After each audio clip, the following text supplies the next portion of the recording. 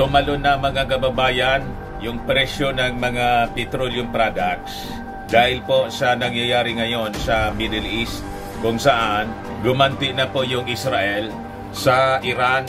So ito yung mga balita ngayon. Oil jumps more than 3% on Middle East worries.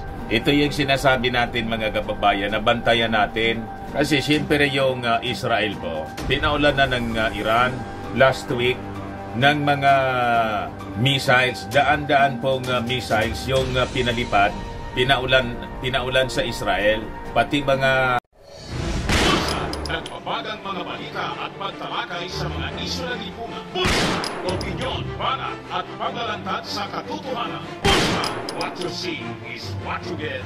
You decide. Killer drones, pinipigil sana ng mga world leaders, mga kababayan, lalo na ng Amerika, na gumanti para hindi na po kumalat yung gira. Pero siyempre, threatened na yung existence mga kababayan ng Israel. Parang yung ating Pangulong Bongbong Marcos, threatened na po yung presidency sa relentless attacks ng mga Duterte. Napunta na rito, Mr. Maravillas. Parehas din po, by analogy. Kaya, nakita ninyo, umi-strike na rin po si First Lady Lisa Marcos. Hindi na magatiis po. Nagpa-interview kay Katonying. Sabi dito po sa balita, gera na to. Lisa Marcos, swipe at Sara Duterte confirms unity break up. Tama po yung mga analysis natin. In everything, there is a season and time talaga po. May panahon ng pagsasama, may panahon ng paghihiwalay. Kasi kung yung kasama mo, abusado, talagang kailangang maghiwalay. At kung may panahon po ng pananahimik, hindi man po nagsasalita dati si Mrs. Lisa Marcos. Ngayon po, nagsalita na siya. Sabi nga mga kababayan sa mga critics, bring it on, honey. Yan ba? Bring it on na niya. Di ba? Naging ballistic na din po, mga kababayan. Parang Israel si Mrs. Lisa Marcos. Ito po, binakbakan na po ng Israel yung Iran. Sabi dyan, Israel strikes back at Iran explosion struck airbase in city link to Tehran's nuke program. But US denies nuclear facilities were targeted after Netanyahu launched attack in defiance of Biden. Kita ninyo mga kababayan? But before ko mga kababayan ibigay sa inyo yung full story ng mga balitang yan, yung pag-strike back ng First Lady at pag-retaliate mga kababayan ng Israel sa Iran, click subscribe muna dito sa ating YouTube channel and hit the notification bell para lagi po kayong updated sa mga kaganapan dito sa ating bansa. Like and share na rin po ninyo ng ating video. At huwag na rin po ninyo na skip yung ating mga commercial ads para tuloy-tuloy lang ang pag-unlad ng bagong Pilipinas. Sa mga naghanap po ng malinis and spacious fitness gym, punta lang po kayo sa aming Colossal Fitness Gym. We also offer Grab Car Rental with our brand new 2023 model ng Toyota Innova. We also accept booking for those who are planning to travel via PAL, Cebu Pacific, and other airline companies. Local and international, and bills payment for Meralco bills, PLDT, etc. Kahit saan po kayo pumunta, gusto mag-travel, nag-booking online na po kami dito, pati sa mga hotels. Ang Colossal Fitness Gym is located at the 3rd floor Security Bank Building, Lanco Business Park, Legazpi City, Albay. For inquiries, look for Chilon Maravillas. Contact number 0966-802-0949. Yan yung aming Innova. Lagi nang matao po sa amin. Na-set up na rin po yung aming mga brand new gym equipments. May treadmill na rin po kami. Ito naman po yung bago naming product na binibenta online. Eye Glow Serum, whitening po siya. Tingnan ninyo yung epekto sa aking anak na architect before and now. Yung mga inquiries po ninyo, dumiretso na lang kayo sa kanyang Facebook account, Riz Maravillas. Ito naman po, Firmax Firming and Lifting Cream. Pinapahid po sa mga pulses in affected area. Mainam po ito sa mga pains at paninigas na mga kaso-kasuan. Ito naman po, Automax Radiant Serum. Sa mukha naman yung application. Anti-aging po siya. You will look 10 years younger than your age. Sa mga cancer patients naman po, baka lang gusto ninyo itong itry. Ning siya Red Mix Fruit 3. Hindi man po siya gamot, food supplement siya. Kaya lang, gawa siya mga kababayan sa goji berry. Ang goji berry may anti-cancer properties.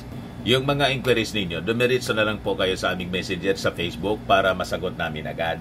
Ayos pa? Ayos na ayos, Adya Mr. Maravillas. Di balikan natin yung ating kwento. Unahin muna natin itong developing story kasi po palala ng palala yung sitwasyon sa Middle East. Ang simula ito, mga kababayan, doon sa October 7 attack ng Hamas sa Israel. Kasi po, ang mga terrorist organization tulad ng Hamas, Hezbollah, mga armed groups doon po, ang pinagdududahan, hindi lang pinagdududahan, established po siya as fact, ang Iran po ang sponsor.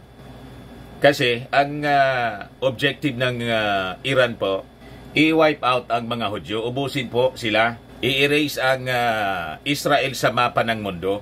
So, siyempre, hindi papayag yung Israel, mga kababayan. So, as a result of the conflict, lumalala, mga kababayan, in this field, na baka mauwi ito sa regional conflict and ultimately, mauwi po sa World War III. Ito na ngayon, yung worries po, nag-result po sa pagtalo ng presyo ng petroleum po. Kasi ang source natin, major source ng petroleum products, ang Middle East po. Kaya pag may gulo sa Middle East, apektado ang presyo sa world market ng petroleum. Ito yung dapat bantayan natin po kasi siguradong tatamaan tayo, mga kababayan, dito ng oil crisis.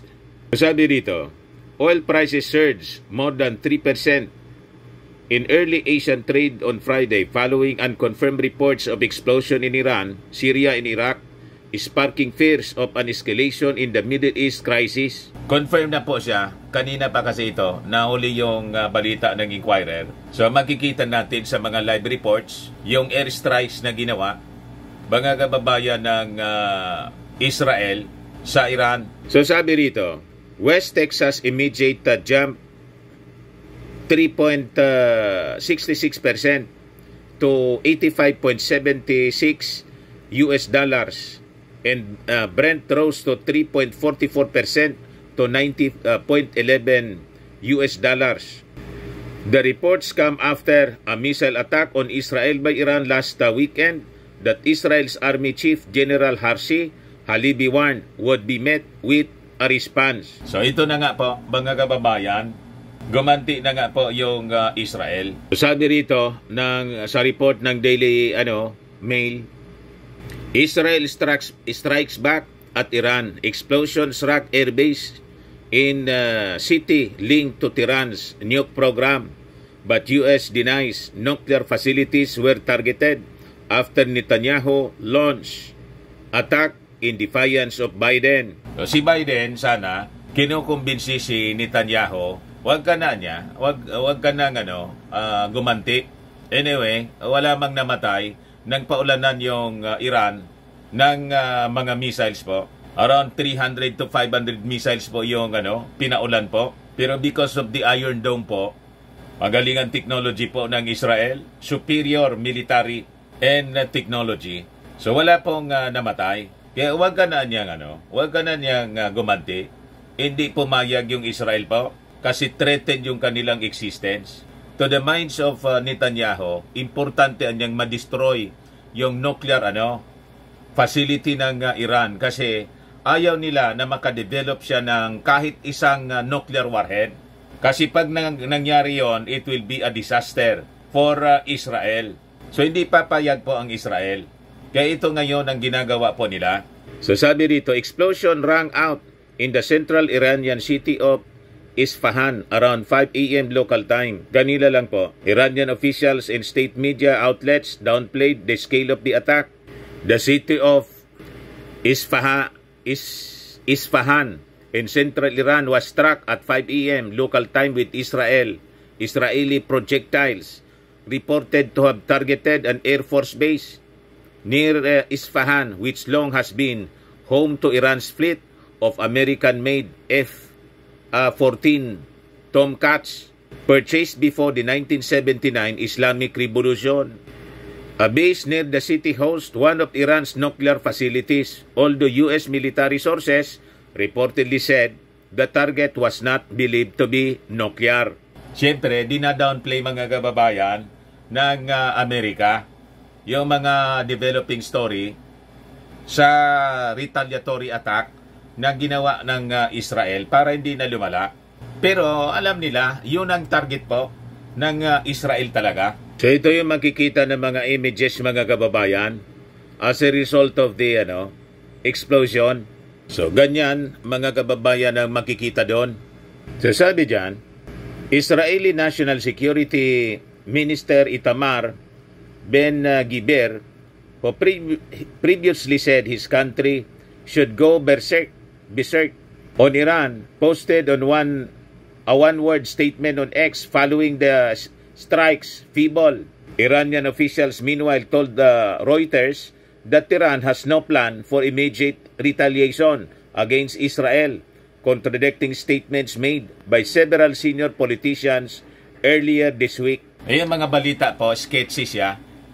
At subaybayan natin, mga kababayan, ang mga developments habang doon naman sa United Nations, nag-uusap doon ang mga diplomats, mga foreign ministers po, para sa sanction na dapat na ibigay po sa ginawang airstrike, missile strike pala ng Iran sa Israel last week.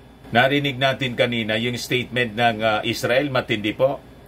Inatake ng todo po ng foreign minister ng Israel yung United Nations. Kasi anya wala man kayong ginawa. And I think anya in the future, I see anya the United Nations cease to exist for failure to address the threats ng Iran sa kanila at sa buong mundo. The terrorist activities ng Iran. Yan yung mga matitigas na pananalita mga kababayan na binitawan ng foreign minister ng Israel.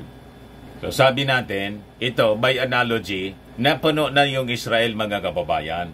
Kaya po, gumanti na, parang si First Lady Lisa Marcos, napuno na rin po. Kaya nang ma-interview po ni Katoning, nagsalita na rin po. Pero yung mga statements ni Lisa Marcos, mga kababayan, still polite, as described by one congresswoman mga kababayan. So makikita natin yung breeding. Sinagot lang niya yung mga issue. Kasi siyempre tinatanong siya ni Katoning. So ito ngayon yung mga balita, laman ng mga balita. Lahat na lang si Lisa Marcos. Sa mga national dailies ngayon. So sabi rito, gera na to, Lisa Marcos swipe at Sara Duterte. Confirms unity breakup. Matindi kasi po ang alipusta ng pamilya ni Inday sa first family. At yung mga minions, mga kababayan, yung mga DDS vloggers, kung gaano kasama ng bibig ng mga Duterte po sa mga binibitawang salita laban kay Pangulong Bongbong Marcos, ganun din po sila. Diba? So sabi nga natin, may panahon talaga na kailangang magsalita at kailangan na po ang paghihiwalay. Kasi toxic na po, masyado. Yung mga Duterte, toxic. Diba? Ang pag-ugali po, toxic. Pati mga supporters nila, toxic. Ang mga pananalita. Kaya sabi ni Mrs. Lisa Marcos, I mean, for me, nasaktan ako talaga. Because my husband will do everything to protect you. Referring to Inday. You run together, di ba? Sama-sama tayong babangon muli. Pupunta ka sa rally. Tatawagin ang presidente mo na bangag. You're going to laugh. Tama ba yon? Even Lenin never did that. The First Lady said. Referring to former Vice President Leni Robredo, who was the country's second highest elected official during the Duterte administration. Veteran political operator Maloti Kia said the First Lady's remarks against Duterte are tantamount to declaration of war by the family of President Ferdinand Marcos Jr. Tama ka po. Ganun na nga. Kasi siyempre, hindi man yun haharap si Mrs. Lisa Marcos sa ganung interview kung hindi na pag-usapan ng mag-asawa. Siyempre, may permiso noon yung ating Pangulong Bongbong Marcos. Ikaw na niya magsalita. Kasi ikaw naman yung grabing nasasaktan. Ako, kaya ko pa.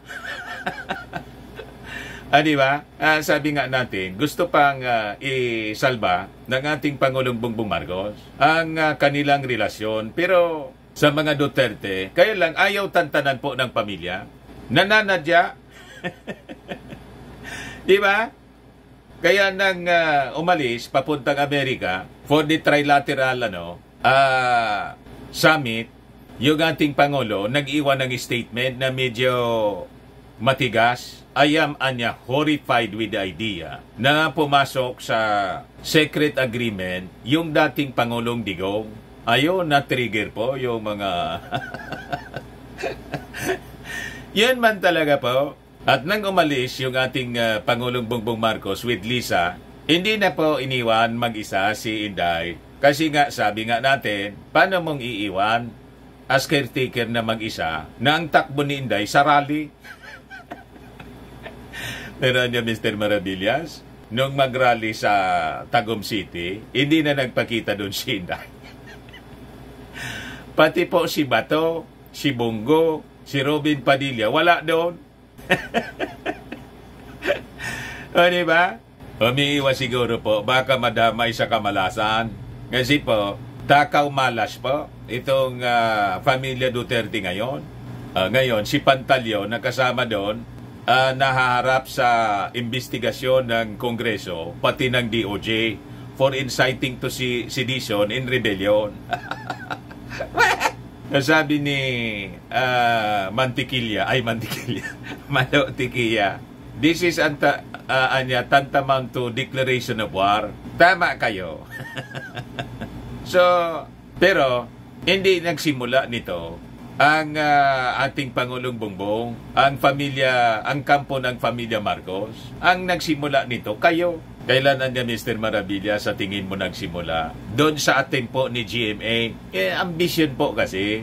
Sa attempt ni GMA po, mga kababayan, na kudita si Martin Romualdez. Si Martin Romualdez po, hindi papayag na, at ang ating Pangulong Bongbong Marcos, hindi papayag na mawala si Martin. Kasi nga po, si Martin Romualdez, siya ang knight in shining armor. Siya yung shield ng ating Pangulo sa Congress. Kung i-take over yan ni GMA at inayaan ng ating Pangulo, ang sunod na target po, yung presidency, matutulad po kay ERAP. Tama? Yun ang simula mga kababayan, nag-ambisyon yung kampo ni GMA na alam naman natin kung sino yung best friend, si Inday.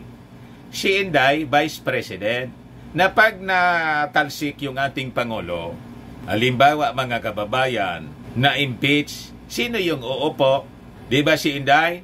And yun siguro mga kababayan, yung plan B.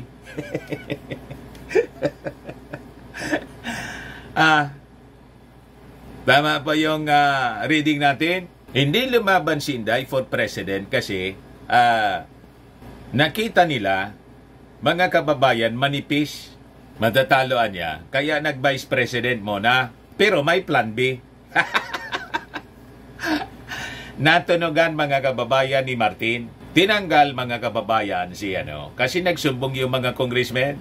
Gusto ka anyang ikodita, speaker. Nang mangyari yun na yung tambaloslos.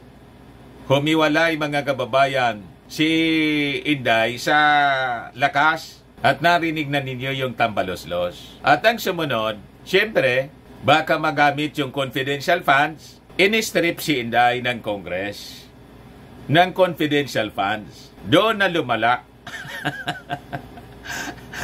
Di ba? Kasi yung pondo po, magagamit yun sa mga future plans, mga kababayan, laban sa Pangulo, hindi man sa para labanan yung mga kalaban ng gobyerno. Kundi, natunugan siguro sa intelligence na ang target po, yung nasa gobyerno mismo. And the rest is history, mga kababayan. Ito na siya. Kaya, mga kababayan, yung mga propaganda nila na pinapalabas, ang kampo ng Marcos Romualdez ang nagsimula nito. Hindi po. That is, a lie. Nagsimula ito sa attempt ni GMA na barkada ni Inday, na Vice President, na successor ng Pangulo. O naintindihan na ninyo ang connection po. Kaya yung mga akusasyon po ni Mau Diggs na gustong i-extend ng ating Pangulo ang kanyang term beyond 6 years, baliktad po. Sila ang gusto mag-ala GMA. 9 years si GMA noon kasi na-cut short po si Irap, 2 years lang na naglingkod. Tinake over po yung Palasyo Malacanang. Ito yung post sa ex ni Tikia. The release of such a teaser coming from an unelected wife of a president is a declaration of war by the Marcoses that it was allowed and framed as such is horrible. 2025 will be a defining moment. Sabi po ni Tikia. Ngayon, yung spokesman naman po ni Leni Robredo, si Atty. Barry Gutierrez, nag-post din, sabi rito, labasan na ng pangil. Actually, believe ka din sa face, ang ibig sabihin nito, face ni Sara, mukha. Nasa kabila ng lahat ng ito, di pa rin talaga bumibitaw sa gabinete. Pero kung ganito na ang tono, baka di na malayo na siya ang alisin. Parehas mga kababayan yung reading namin ni Barry Gutierrez. Actually, ang reading ko, noong lumarga mga kababayan pa Amerika, yung ating Pangulo, at iniwang may tagabantay kay Inday as caretaker. Hindi na siya mag-isang caretaker, kundi nandun si Executive Secretary Bersamin, saka si Conrado Estrella ng DAP. Ang iniisip ng ating Pangulo, baka niya mag-resign na lang voluntary kasi iisipin ni Inday sa kanyang ginawa, nawala na siya ng tiwala. Kaya may kasama, pero matigas ang mukha ni Inday. Nagatid pa nga. At sumalubong pa nga siguro yun pagdating. Adobe niya, Mr. Maravillas Yung nakaka-hold siguro kasi mga kababayan, sabi nga natin, yung budget na napakalaki ng Department of Education. Pag nag-resign siya as Deputy Secretary, di ang budget na mahawakan niya, yung sa Vice President na lang. O, di ba? Sabi rito, some social media users believe it was the Dutertes, not the First Lady, who fired the first shot in the deepening rift within the unity. Tama po. Nagbabalo-bagi po sila. Binabaliktad nila yung kwento. Parang yung China. Yung China yung may sala. Tapos, binabaliktad nila. Tayo yung tinuturo na agresor. Pero yung China yung agresor. Yun din po yung mga Duterte. Sabi dito, BP Inday Sara's attendance at 2 anti-government rallies warrants an explanation owed to the public. This is not merely about her presence. It is about transparency, accountability, in the trust citizens place in government official, sabi po ng isang netizen. Tama. Mas naunang nag-declare ng war si Duterte. Simula nung sinabihan niyang adik si PBBM. Pag nilabanan na kayo, biglang victim na kayo as if hindi kayo ang nag-umpisa. Talking about hashtag double standards, hashtag hypocrite, another social media user said. Tama. Really? Who started the war, by the way? Calling him bangag and asking him to resign is not a declaration of war. First Lady is merely expressing her sentiments. Ang mga Duterte ang nagsimula ng giyera. Nang sinabi ni FL Lisa na nasaktan siya na ang nagsimula ng giyera. Entitled kayo, a netizen as. O galing China nga po. Sila yung may sala, pa-victim sila. Mga pro-China po sila lahat, kasama si Malutikia. Kita ninyo? Oh, ngayon, doon sa ayaw tantanan po, ang First Lady, sabi ni Lisa Marcos, bring it on, anya. Yan o. Bring it on, honey. First Lady, Lady Lisa Araneta Marcos, when asked for her message for their critics. Blogger Maharlika, former Biliran Representative Glenn Chong, and the Dutertes, bring it on, honey. You're the size of your enemy. Will never stoop to that level. I will never stoop to that. However, every time they say that, they become uglier and uglier. They just look at their face, di ba? Tayo, cute pa din tayo. What a life. Bring it on. There's such a thing as karma. Sabi po niya sa interview.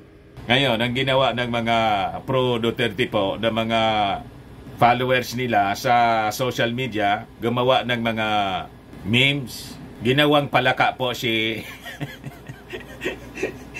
si Lisa Marcos. Ginawang palaka. Kamukha ngayon niya ng palaka. Ganon kabasto sila, mga kababayan. Pati yung sinabi ni Glenn Chong na gusto niyang sampalin ng back-to-back, sabi ni Lisa Marcos, hayaan mo na siya. Di ba, mga kababayan? Doon sa mga pinakakalat na marites ng mga critics niya sa social media na siya, na yung kanyang asawa ay under niya, nalalabas under desire. Ganon kababaw, mga kababayan. Parang chismisan lang sa kanto. Sabi ni Mrs. Lisa Marcos, she would not have given up her law firm for him if that was the case niya. Kung ako niya ay ako ang nasusunod, under desire yung asawa ko, edi sana hindi ko na ginip up yung law firm ko para sa kanya. Tama. Di ba? You're talking about under desire. I gave up my law firm. You know how painful that was for me? According to Araneta Marcos, she would not have dissolved her law firm if she had another agenda in becoming the First Lady. The original partners agreement was, I'll come back in 6 years. Kasi, you have to divest. Iniisip ko, I'll be 76 years na. Sabi ko, sa inyo na. Tapos, sasabihin nila, I'm smuggling. May deal kami dito. Kung ano-ano na lang po, ginawang smuggler si Mrs. Lisa Marcos. Ngayon, tungkol naman po kay Maharlika, sabi niya, I hope the money you got is worth the friendship you lost. So sabi niya, Maharlika wanted to visit their house, which he did according to Marcos Jr.'s wife. So she came. Video. I think Bong was governor pa din. And then, during election, she was there. Then, bigla na lang gumanon. Sabi ko, ha? Okay, wow. Bumaliktad. So, ang ibig sabihin, may nakukuhang, may funder, mga kababayan, sa tingin ng First Lady. Kaya biglang bumaliktad. Ngayon, tungkol naman kay Mr. Sasot po, sabi ni Lisa Marcos, ni-reveal niya that pro-Rodrigo Duterte blogger Sasot and RG Nieto were sued for libel in that her law firm assisted them for free. You want me to mention names? For example, sabi ni Mrs. Marcos, Sas in RGI niya, I met them because they were sued for libel, cyber libel. So they came to me pro bono. Humingi ng tulong daw sa kanilang law firm kasi nagkakaso ng cyber libel. Pro bono, meaning free. Araneta Marcos said she wrote an affidavit for Sasot using feminine pronouns for the trans woman blogger as she did not know that Sasot was assigned male at birth. I did not know Sas was a guy. Kaya ako po, hindi ko yan, dapat po, yung tamang address sa kanya, lalaki po siya, kaya Mr. Sasot. Diba? Yung iba, mga kababayan, ang tawag sa kanya, Miss Sasot, yung mga bading po, tinatawag Miss. Niloloko ninyo yung sarili ninyo. And pati kayo, niloloko din ninyo yung sarili ninyo. nakikisali kayo sa panluloko nila, sa sarili nila. Di ba? So dapat i-address natin sila na tama, Mr. Sasot. So sabi rito, according to the First Lady, she worked pro bono for the vloggers for 3 years until anya something happened. Sasot Vlog is known as For the Motherland, Sas Rogando Sasot, while Nieto is known as Thinking Pinoy in his vlogs. We went to court. She made a deal with the other side and took RJ away. Sabi ko, tika mo na, medyo makapal yan, pro bono 3 years, tapos you'll fire our law firm. Naki-settlement po. Matapos yung 3 years na sakripisyo. Magkapalan niya yan. Hindi lang magkapal, napakakapal. Ganon lang po. Sabi ni Mrs. Marcos, if you're happy that way, there's such a thing as karma. But Sasot shot back. The blogger posted a response on Friday calling Marcos the lying lady. Sasot denied being sued for libel, clarifying that she faced a civil case filed by opposition blogger Juber Laurio in violation of Data Privacy Act.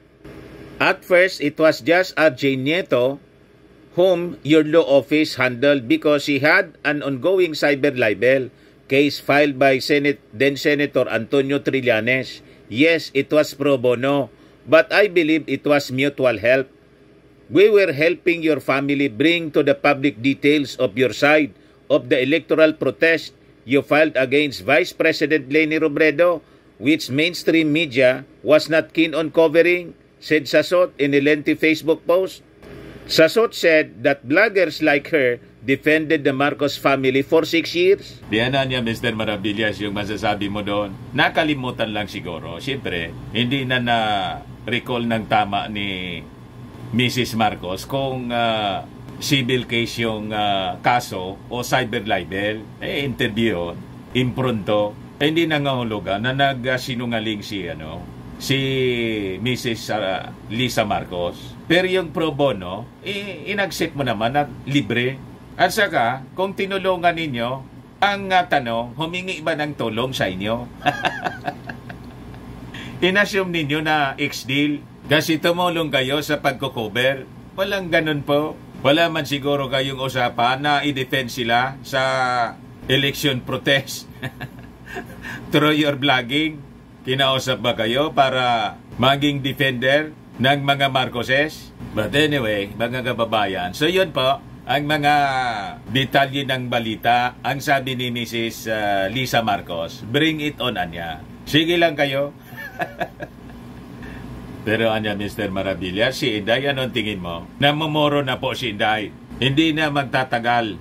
Malamang kung hindi siya mag-resign, si Bak ang... si Bak, mga kababayan, ang abutin niya. Yan man lang po. Ako po si Dante Maravillas. Bye-bye. God bless.